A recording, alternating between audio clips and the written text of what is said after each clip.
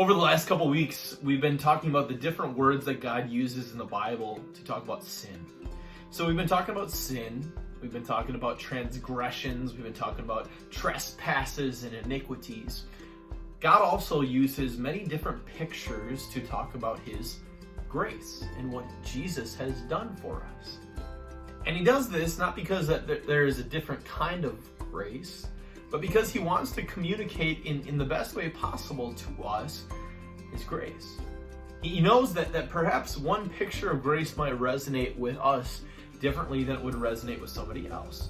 In fact, there might be some pictures of grace that resonate with you at a specific point in your life, and at a different point in your life, you might have a different picture of grace that resonates with you. And so the first one that we want to talk about is perhaps the most fundamental one, the one that you're going to hear about the most. And it's a big church word called justification. And with this word, God brings us into the courtroom. As we are standing in the courtroom before our judge, who is God. And the question we should ask is, why did we even go to trial in the first place? Because we knew we were guilty. We knew that no matter what we said or what we did, we were going to be declared guilty before our judge, before God. All the evidence was stacked against us. We have certainly sinned. We have certainly racked up offense upon offense. And God, as judge, has no other answer than to declare us guilty. Yet, we are brought into this courtroom scene where Jesus takes our guilty verdict for us. He took the guilt that we deserve. He took the punishment that we deserved, and he went to the cross with it. And he suffered the death we deserved. He suffered the punishment of hell that we deserved.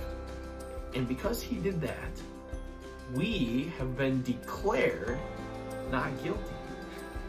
It's as if we were in the courtroom and we were about to be declared not guilty, or we were about to be declared guilty, but Jesus stepped in and took the punishment for us, took the guilt and the shame for us. And so God has no choice but to declare us not guilty. And that is a lasting and final decree. That's how the Bible talks about grace. Grace is not just something that is temporary, but grace is something that is lasting. It has surpassing glory. It lasts on into eternity. So when you are declared not guilty, you really are. Not just for a short amount of time, but for eternity.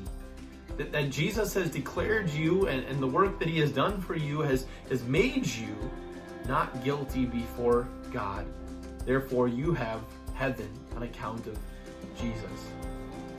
You are justified. And it's not because you haven't sinned, but it's because of what Jesus has done for you. Because he has taken the punishment for you. Because he has assumed your guilt. And because on your behalf, he has given you his righteousness. Thanks be to God that we are justified and that we have the confidence of heaven, eternal life, because of him. We have been declared not guilty.